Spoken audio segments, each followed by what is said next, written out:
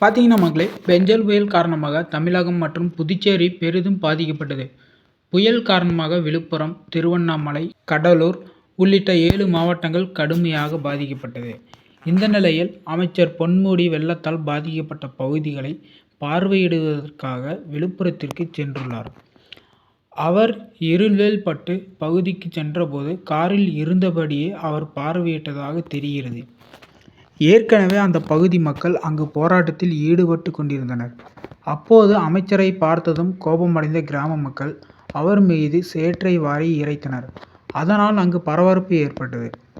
உடனே போலீசார் அவரை பத்திரமாக அழைத்துச் சென்றனர்.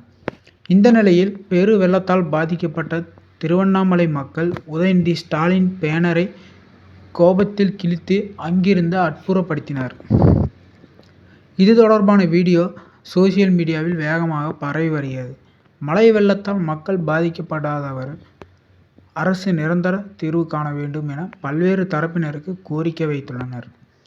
ஏற்கனவே அமைச்சர் பொன்முடி மீது சேற்றை வீசிய சம்பவம் பரபரப்பை ஏற்படுத்தியது.